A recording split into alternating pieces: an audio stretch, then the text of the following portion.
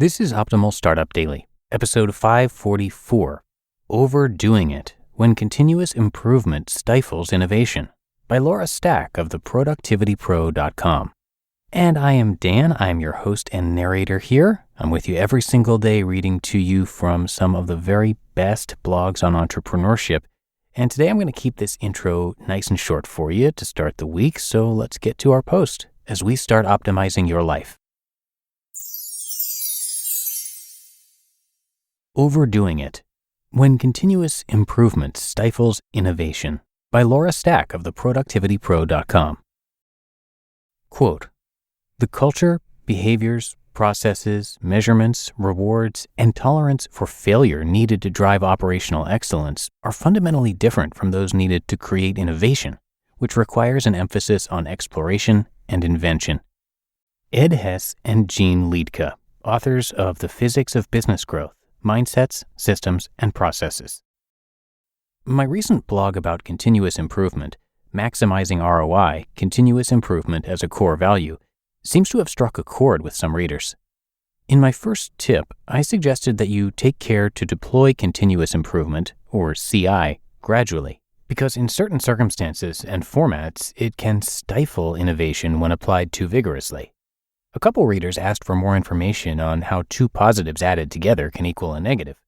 Admittedly, it does seem odd that striving for CI can hurt you.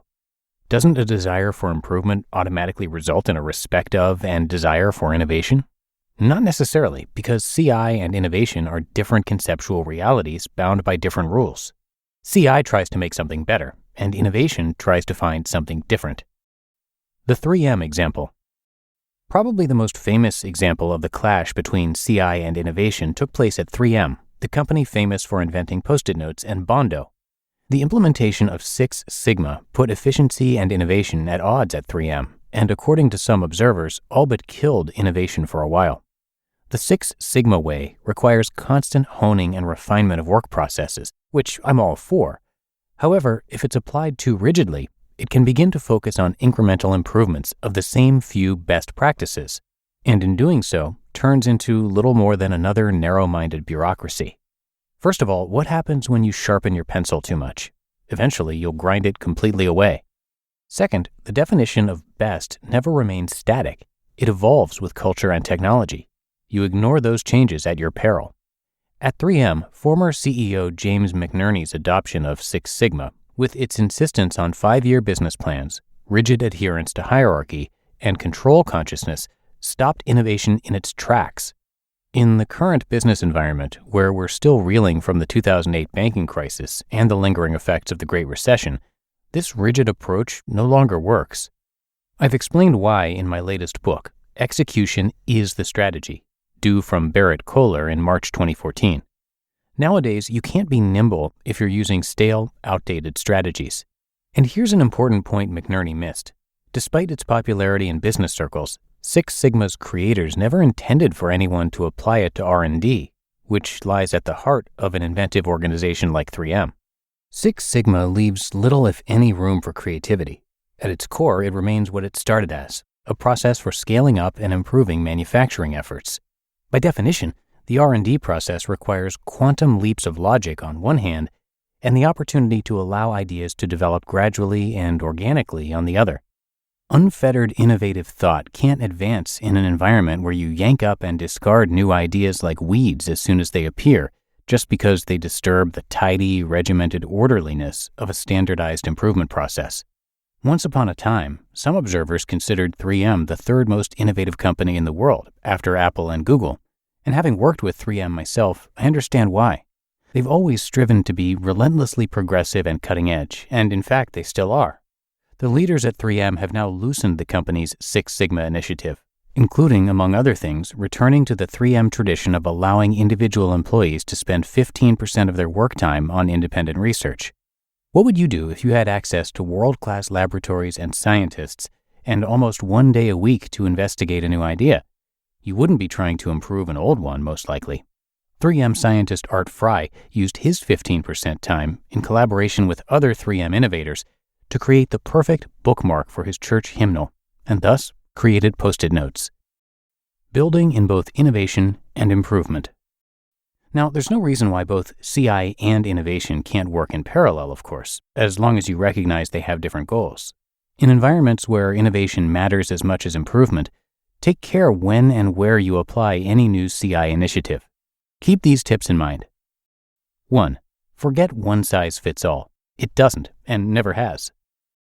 If you take on CI, don't apply it equally to all departments and groups, or you'll limit your organization's productivity. You can continuously enhance some bureaucratic and work processes over time, just as you can similarly refine existing product lines, but you can't easily regiment anything that experiences regular change. Sales and marketing, for example, may require regular shifts to employ new methodologies, strategies, and tactics as campaigns peak and then drop in popularity. 2. Never apply CI to R&D. You can't constrain R&D if you expect anything new to emerge from the pipeline. When you focus on sharpening the same knife over and over, you don't have the time or inclination to forge and refine a new knife, even if said knife might represent the best thing to happen to cutlery in centuries. 3. Give ideas room to grow. It's hard to know where an idea will lead you in the next year, let alone the next 5. So insisting on long-term plans for every initiative from the very beginning just doesn't work. Most ideas require the time and the room to grow to maturity before you start either culling them or forcing them toward production. 4. Step back and check the big picture occasionally. If you focus on the same few things to the exclusion of all else, you'll have trouble adapting as the overall business environment changes. And 5. Make sure the improvement adds value. Sometimes efficiency gains simply aren't worth the cost in time and money. For example, if your office decides to go paperless, you're best off just picking up the initiative and moving forward with it from now on, rather than wasting the time and effort to digitize old paper files no one ever reviews anyway. Don't force it.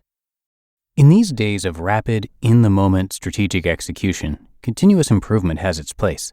Just don't misapply it, assuming that Kaizen, Six Sigma, and their brethren will automatically improve any process. They won't. It's difficult, at best, to apply CI to brand new R&D projects, as we've learned from the 3M experiment. Additionally, not every team can fit the CI mold. If you try to force it on some groups, you'll likely experience resistance. And if you fail to heed their resistance, they may quietly ignore you and ultimately disengage. Implement it carefully, with a willingness to scale back in some departments or teams if it begins to stifle innovation. Innovation may well be your best weapon in the post-recession business arena. Simple process improvement isn't enough. It's just one tool in your toolbox, and you can't use the same tool for every task. You just listened to the post titled, Overdoing It, When Continuous Improvement Stifles Innovation, by Laura Stack of theproductivitypro.com. Now, if you want consumers to talk about your brand and think about you when they're making purchases, influencer marketing could be perfect for you. But you might have been afraid or hesitant to try it because it seems too risky and not measurable.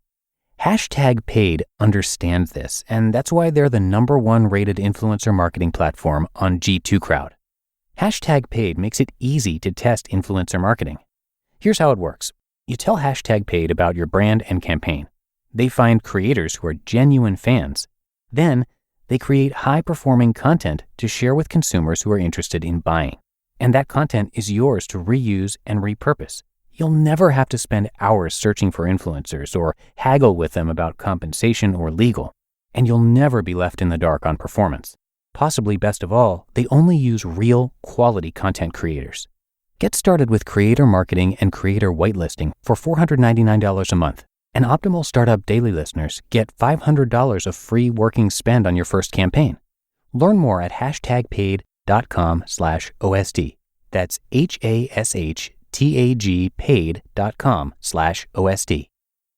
And thank you to Laura. She is an award-winning keynote speaker and the best-selling author of 8 books, obviously known as the Productivity Pro for good reason. Her engaging personality, combined with over 25 years of experience helping organizations achieve results, have made her one of the most sought-after experts and keynote speakers in her field. Laura has been featured in the New York Times, USA Today, The Wall Street Journal, Entrepreneur, and Forbes magazine, and has been a spokesperson for Microsoft, Danone, 3M, Office Depot, Xerox, and more. And if that wasn't enough, her client list includes top Fortune 500 companies, including Starbucks, Wal-Mart, Bank of America, GM, Wells Fargo, and Time Warner, plus government agencies like the United States Air Force Academy, the Census Bureau, the U.S. Senate, and even the IRS. So as you might guess, there's a lot to learn from Laura, and you can come by theproductivitypro.com for much more. She's got her videos and books, store, newsletter, and blog all right there for you. Again, that's theproductivitypro.com. But that should do it for today. I hope you are having a good one, and I'll see you right back here tomorrow, where your optimal life awaits.